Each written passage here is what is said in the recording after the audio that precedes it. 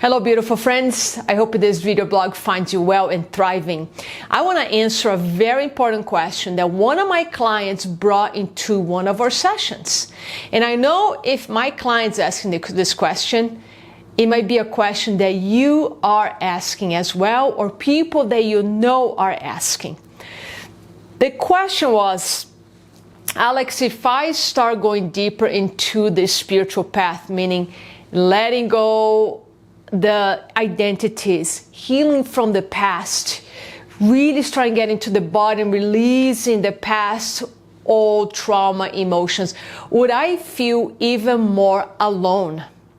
Her concern is based on a thought that she had that most of the world, meaning most of her friends, are not doing this deep work, personal development, spiritual growth. They're not doing this work, so she's concerned that she's going to lose people and feel even more isolated if she starts doing this work. I think it is a very important question to address because it really comes down under the umbrella of fear of going within, fear of healing, fear of letting go.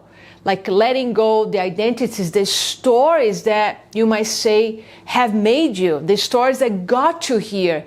And if you start dissolving and dismantling those stories, what will happen? What will happen with your circle of friends? So I'm going to make this very specific about people and stay with the question because this is a huge subject and I'll be recording multiple videos on this. So make sure if you don't subscribe to my channel that you hit the subscribe button right now so you keep receiving these weekly videos for free that will guide you in this journey of healing, which can be very bumpy. It's not a journey of rainbows and unicorns. We get to experience that, but we don't get to that place of heaven on earth without also navigating some of the emotions that have been frozen in our bodies for a very long time. So let's talk about this question, starting by expressing the difference between being lonely and being alone.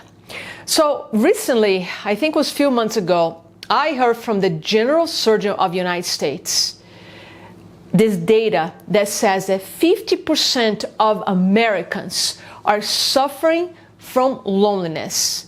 And I believe that I think the pandemic increased this issue of loneliness even more. And he is concerned. I'm glad that people in the White House are concerned about this. I am concerned too because we need each other. We need community. We need our tribe. I know tribe is a word that a lot of people don't like, but I'm going to use the word tribe as a meaning of community. People on your side, people that you can count on. So if 50% of our country are suffering of loneliness, number one, there's a lot of pain under that loneliness. And under that pain, what is being called is some change, some shift. Because loneliness is really a state of disconnection with yourself. It's disconnecting from ourselves. And if I'm going to take this to a higher note, it's disconnection from source energy, the creator. You can call God, you can call universal consciousness, you can call the cosmos. But this feeling of disconnection from something bigger than us creates suffering, it creates a deep loneliness in us because then we really get left with this belief that we have to make all decisions in our lives alone, that we are alone in this journey. And we are not. So we'll keep building this concept. So loneliness is, number one, is a disconnect. Loneliness is not lack of people in your life. I give myself as an example. I moved to the United States from Brazil when I was 26 years old. And one of the reasons people ask, why did you move? One of the reasons was I grew up with family. In Brazil, we have family around. We have the village. And I felt extremely lonely. I would spend hours in my bedroom upstairs while my mom, my stepfather, my grandmother were downstairs. And I felt completely lonely. We'll go to parties, family gatherings, and I felt very lonely. I wasn't connected with myself, and I felt different. I didn't connect with other people. People like to do things that I didn't like. So there wasn't a lot of commonality, which is very important to be around people that have commonalities with us because we feel like we belong. So I didn't feel like I belong. And I know this is it's a common story for a lot of people. So even though I was surrounded with people, I felt very lonely. So this is a very important point to understand here, that loneliness doesn't come from being alone. Our loneliness is there's a different meaning. In this path, you want to learn how to actually enjoy, how to appreciate your aloneness, because aloneness is just you being alone at home, maybe meditating, reading a book, drinking your tea. I love my time alone. When I spend a lot of time being social, I want time alone with just my dog, my cat, my cup of tea, or a book, or a journal, or simply doing nothing and meditating, just connect with myself. So I can spend a lot of time alone and never feel lonely. Again, those are different qualities. So very important to know that loneliness has nothing to do with how many people you have around you. I think most people get this concept. So is there a chance you're going to feel more lonely as you take this journey of healing? I'm going to address this answer. Yes. There is a chance you're going to feel more lonely as you start this journey. And at the end of the video, I'm going to share some helpers. You know, we want to do this journey with help. It's a solo journey. When you really work in your emotions and you start feeling your old grief, your sadness, your anger, your anxieties, you start addressing the shadow on you.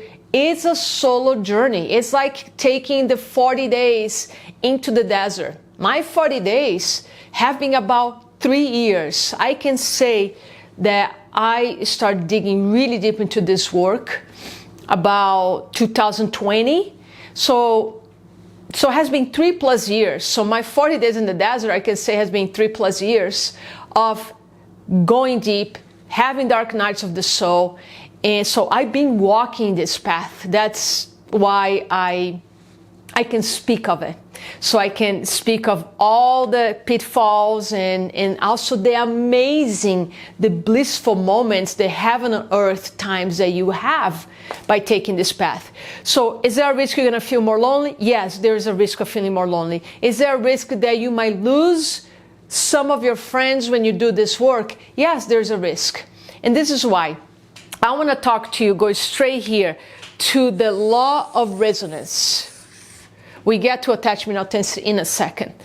The law of resonance. So the law of resonance, in a very simple way, think that everything has a frequency. Everything is energy. We are energy. And the frequency that is coming from us, that is creating a resonance field around us, is based on our feelings or emotions or thoughts. What we focusing on, where are we placing our attention? Now, the tricky part of this law of resonance, which is our frequency, is not coming from what you're saying, what you're even thinking, because you can make it up. So that's why, fake until you make is not a philosophy I adopt. This resonance is going to pick up the energy of your unconscious and subconscious mind. So you might be saying a lot of positive words, but if in your body, in your subconscious mind, for example, you're holding a lot of fear, you're holding a lot of old anger, suppressed anger, repressed actually, because you don't even know is there. Most people don't know how much anger is accumulated in the body. I just did a recent podcast about anger, and I highly encourage you to listen. I'll put the link below this video, a whole podcast with an anger expert. So whatever the emotions, all the emotions you hold in your body, emotions will dictate your frequency, meaning your resonance. And based on that, we attract people that are in that same frequency. Great example of this. I don't play instruments, but I think anybody will understand this. If you have a guitar and you hit the C chord, I hope a guitar has a C chord. You hit the C chord, and you're in a room with other instruments that are tuned in the C note as well. You hit the chord, and every single other instrument in the room that are tuned with the C will vibrate. All the instruments in the room will vibrate. So that's the best analogy to explain the law of resonance. So to make another illustration here, I'm going to go to one of the masters that I study from, Dr. David Hawkins. He wrote a famous book called Power versus Force. He talks about the different levels of consciousness, and he created a scale of numbers. And I think it does really help us to understand this intellectually. So let's just call this resonance for now. He says here, for example, when you're in a state of anger, you vibrate at 150. Just to give an idea, the avatars like Buddha, Jesus, they vibrate above 700. They are 700 to 1,000. They're the highest. When you're in a level of anger, we vibrate about 150. When you're in a level of courage, you are 200. And he says that the level 200 is where we start shifting, we start really transforming. Now imagine, and this comes from the book Transcending the Levels of Consciousness, if you want to check it out. Now imagine you're walking around and you don't know with this level of, let's say, between 150, 170, you're in fear, anger. You're going to resonate with other people who are also carrying that frequency in their bodies. Now, a lot of people love to be in relationships or any type of relationship, friendship or romantic, and blame their partners, blame other people for what's happening, for the dynamics. And I always say, this is a hard, but law is a law, is truth. We can't change a law. Whatever dynamics you have with somebody, you're always participating. So we can use this law of resonance to really invite us for deeper healing. I remember I didn't know I had any anger in the body, and I had to attract somebody that had a lot of anger for me to understand that I had a ton of unconscious, repressed anger in my body. So I became familiar with my anger, I befriended my anger, and it has been an extremely liberating process for me. So a lot of times, that's why triggers, challenges that come from other people especially, they are or mirrors. So another way to describe this is mirrors. We have mirrors. So let's say you keep attracting a certain type of friends, certain type of people. Well, there's something in you that it's attracting those people. So this is not like just good luck or bad luck. It's a law. So get curious about what is the frequency that you moving around the world. And that's when, doing this work can be very helpful because you get to know yourself really well. So going back to that question, will you lose friends in this process?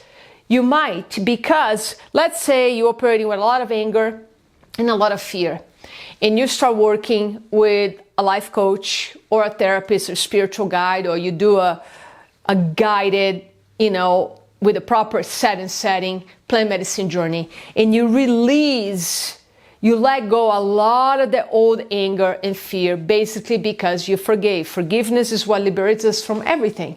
So you forgave yourself, you forgave your mom or your dad or whatever, your ex. There's a forgiveness process, and forgiveness purifies us. So all of a sudden you come out, let's say you have an incredible healing journey. After 3 months, work with a coach, a therapist, or you do a plant medicine journey, your resonance is going to change. If you were operating at 150 and you do a lot of work and you start going up to, let's say, 200, 300, you start operating at 200 or 300, let's say, the kind of people that you attracted here is going to be different than the kind of people you attract here. So will you lose some people that were your companion in misery? A lot of people that, if you think about the conversations, were all about blaming, gossiping, judging others, in really a state of victimhood. The state of victimhood is even lower than this, because the state of victimhood is really a state of like you're completely powerless and you think you're a victim of the circumstances. So all of a sudden, when you start releasing a lot of the baggage and you change your frequency, you're going to resonate differently. Some people are going to naturally fall off your life.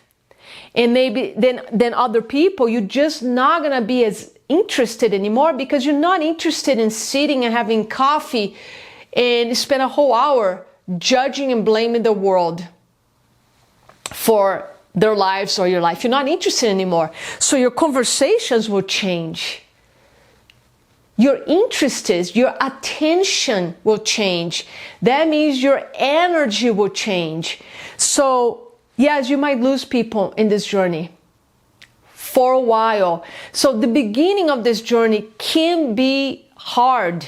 And as my great teacher that taught me about attachment authenticity, we're going to talk in a little bit, Dr. Gabor Mata says, in the beginning of this journey especially, you're already in pain. And when you start taking this journey of healing, you are going to experience pain. And he says, what pain do you want? Do you want the pain? And we're going to go to here now. Do you want a pain of living a life of attachment that is not based on truth, that is not based on authenticity? You're not being authentic. You're just bringing your persona, your identities of maybe people pleaser or the complainer or the martyr or the perfectionist or the high achiever, whatever. You're bringing your identities just to stay attached to people. So that creates pain because it makes us feel lonely. Because if you just in relationships for the attachment and not for authenticity, you're abandoning yourself. If you're going to stay friends with people, you're going to stay in a romantic relationship just because you're scared of being alone, you're actually abandoning yourself. And in my opinion, there's no worse loneliness than being in a relationship with somebody and feeling deeply lonely. I'd rather spend a lot of time lonely and alone being by myself, but that's just me. It's the kind of pain, what pain I'm going to choose. So if you stay in attachment relationships, you're going to be in pain. And if you start moving more towards towards authenticity, where you might lose some people, it might be painful for a little bit, but at the end, you moving towards freedom, joy, love, and peace, because this is the truth of who you are.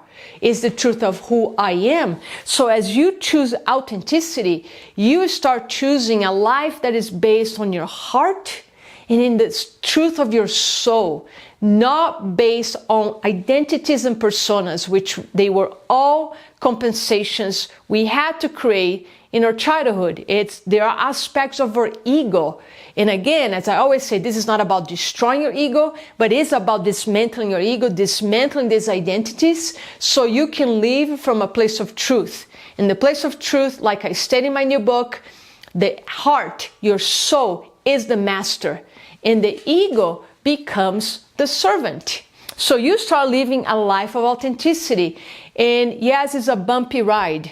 You're going to be going through the deconstruction of these identities. You'll be going through the dismantling of your beliefs, of these identities, and your life will change. So that's why we say you're going to go to the dark nights of the soul. You're going to be challenged. You're going to release your grief. So a lot of tears will come. You might have to do a lot of screaming on the pillow or grabbing a tennis racket and hitting a pillow. That's how we liberate ourselves from those emotions. But that leads to freedom, joy, love, and peace, which are the qualities of your heart, the qualities of your soul, the qualities of truth. And what is truth can never change. So what I'm trying to say here is that in the beginning of your journey, it might be very hard. And great mystic teacher Caroline Myss says that taking this path of transformation takes courage, which is level 200, and it takes a lot of stamina. I always say it takes a lot of energy to change. That's why a lot of times in this work, it's good to start with the body, with good rest, good nutrition, good hydration, movement, to bring some energy into your body. But ultimately, we have the energy. We get a lot of source of our energy from our psychology and from connection with source, which is limitless. So, choosing a life of authenticity versus attachment, something again that Dr. Gabor Mate taught me when I was studying with him, that authenticity is what is going to lead us to a happy life, to a healthy life. So when you get to express your authenticity more, and you're going to change your resonance, you're going to start attracting people who are also doing this work. So yeah, in the beginning it might be even more lonely. You know how we say things might get worse before they get better? It's true here. You might feel very tired. You might feel lonely. It might feel really hard. But you keep moving. You find that stamina in you and you keep moving, because then you start attracting people that are resonating in love, in courage, in hope, on gratitude, on abundance. And all of a sudden you have a group, you have a tribe, you have a community. And I'm going to share a few strategies here soon on how, what can help you in this process. So to go back to the question, will you be more lonely? You might in the beginning. And I promise that loneliness will dissolve, because as you start connecting more with your true self, your soul, you're no longer lonely because you connect. You're going to the root. You're curing that loneliness because you start connect with yourself. And you know the beauty that happens there? You let go. You no longer have cravings. I know a lot of people right now, I have clients in this place that they craving for a lover, for a partnership, for a relationship. And that crave comes from this place of this loneliness that, let's say, puts a hole, a void in the psyche. And there's this myth that if you attract a partner, a life partner, that you're no longer going to feel lonely. That's the biggest myth. Because again, have you been in a living room with somebody, sitting next to a lover, and at the same time feeling this deep pain of loneliness? I have been there myself. So again, having somebody sitting next to you doesn't mean you're not going to be lonely, because this loneliness is between you and God. It's between your relationship with your heart, with your truth. And then there's no more loneliness. Then from that place, you embrace, you fall in love with your alone time. And then from that place that there's no hole, there's no void anymore, then you'll be much more likely to attract great friends, a great partner from that place that you're not incomplete anymore. Because nobody's going to complete you in that place that you're full of grace, you're full of joy, you're full of love, and you're going to attract somebody that resonates with that. Wouldn't that be much better? So, we need help in this process. It shouldn't be terrifying. It shouldn't be horrible or that hard. So here's what I recommend. If you are in this place right now, you're feeling lonely, or you're scared of start this healing work because you might feel even more lonely, here are 5 things that will help you to have the stamina and the courage to keep going. And of course, even before I share these 5 strategies, I have to say this. The number one thing is to do this work. You must have the desire to really, really make changes in your life. You need to have the desire to know truth versus keep living in attachment or keep living in illusions. That desire needs to be so strong. I call for myself is the desire to know God. That desire for me is so strong that I don't care if I have more dark nights of the soul. I don't care if I have more grief coming up. I had some last week and I cried a lot. I don't care, because it is a process of purification. You cannot get to your light without going through your darkness. We have both, and we have to befriend the darkness. That's why doing the shadow work is so important. So here are the 5 helpers to be companions in this journey for you. Number 1, have a guide. have a teacher, work with a coach, work with a therapist, work with somebody to hold your hand in this process. And in the beginning, I'm going to recommend, if you can, see that guide every week. I have clients who see me every week. I had times in my life that I saw my teacher every single week, and now I see every 3 weeks. Have somebody guiding you to hold your hand and say, you got this. It's so important. Do not do this work alone. We need each other. So find somebody that has walked already a few miles. They're ahead of you. They might be operating more in the 500s. They are a teacher that will be a mirror to you. And if you need assist on that, I'm taking new clients. You can send me a message, but work with somebody. That's number one. Your teacher, guide will be your deep companion in this journey. Number two, get out there.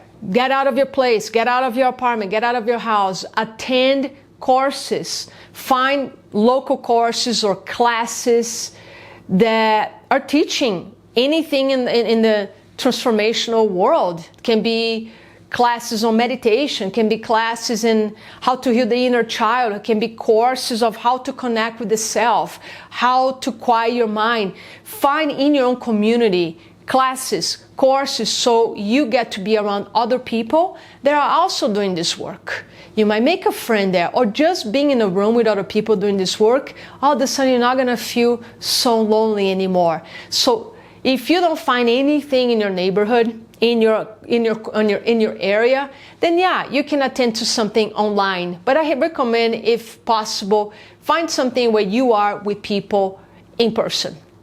Find a community. Go seek people who are also doing this work. Also, in a lot of areas, there's like women's circles. People are holding circles of prayer, of meditation. This, again, has nothing to do with religion, but you can find a non-religious church like Unity Church in your area. So just get curious. If you're a student of Course in Miracles, you can find circles who meet every week to study A Course in Miracles. So there are resources out there. Number three. So this is kind of an order of from easy to more difficult.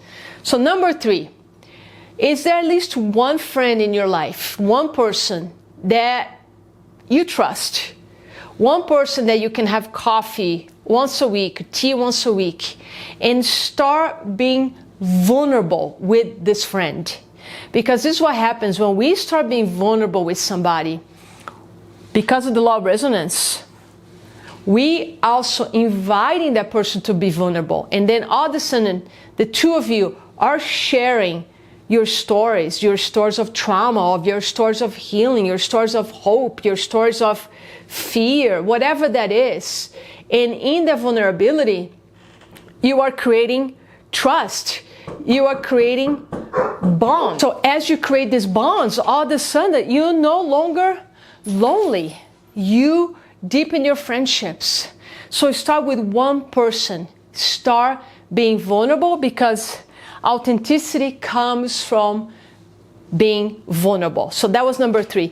Number four, books, companions. If you come to my house, I have books all over, and I tend now, especially, to really focus my reading more in mysticism, texts, the spiritual texts like A Course in Miracles, or the Gita, or Teresa of Avila, Caroline Myss. So I find, or David Hawkins, I find these books, these authors, they become a companion to me, because when I'm going through something hard and I'm reading that in a book, that book becomes such a companion to me. So have a companion. These books can be extremely helpful in this journey. Number five, I said was going from easier to harder. Number five, deepen your connection with your soul. This is going to take work. This is going to take practice. This is going to take you learning how to meditate, which is very simple. I'll teach you right now. Sit in a comfortable place. Maybe put a beautiful music, just instrumental, light a candle. close your eyes if you feel safe, and start taking some deep, deep breaths, where you take deep inhales and exhales through your belly until you start feeling more relaxed. Now, if you have a lot of anxiety, this might be a challenge. I might recommend you to do more walking meditation instead. But if you feel somewhat regulated, in fact, breath work can help you. Deep, slow breath work can help you to be self-regulated. But if you're too dysregulated, this might be too triggering for you. So that's why walking might be a better idea. You can do this work by walking. Deepen your connection with your soul, meaning start developing a friendship with your soul, with your heart. I call the heart the seat of the soul. Start talking to your soul. You might even say, soul, I can't hear you. I don't even know how to connect with you. Teach me, show me. This becomes actually a prayer. Prayer like asking, soul, show me how to hear you, how to connect, what you look like.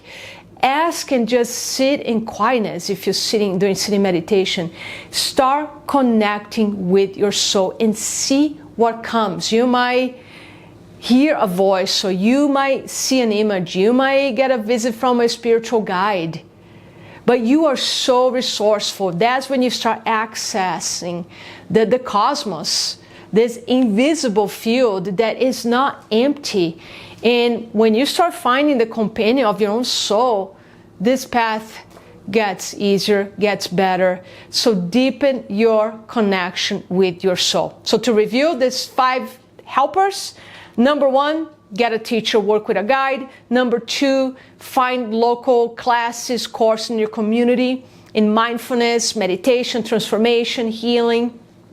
Number 3, be vulnerable with a friend or a couple friends. Start organizing dinners at your house, gatherings, and sharing your journey with them, the people who earned your trust. Number 4, find the books, find companions to the authors through great texts. And last one, deepen your connection with your soul. So this is what I want to share with you, and I hope this was helpful. And take this journey. I tell everyone, this journey, it's filled with gold, with pearls, with rainbows. Yes, it is. And we're not going to get to that without purifying. A lot of times before we get to experience heaven on earth, not sometimes, always, to experience heaven on earth, we need to purify all the baggage that we have been holding. And this path can be taken with a lot of grace, with a lot of compassion. Doesn't have to be that hard. Doesn't have to involve suffering. It's actually when we face our deep pain, we free ourselves from suffering. Because remember, pain is necessary to do this work. Suffering is optional. So I invite you, I hope you're curious about this work. And if you have any question about the content I shared today, please send me a message. You can DM me, you can email me at Alex, A-L-E-X, Alex at alexgill, 1L, alexgillcoaching.com. I would love to answer your questions. And also, what other video you want me to make? Do you have a big question in this work and you like me to create a whole video content to answer the question? Let me know. I would love to hear from you. And I am taking new clients, so if you're interested in doing this work, want to learn more details, please send me a message or email me. You can also check my website, alexgillcoaching.com. So for now, many blessings in your journey. Thank you.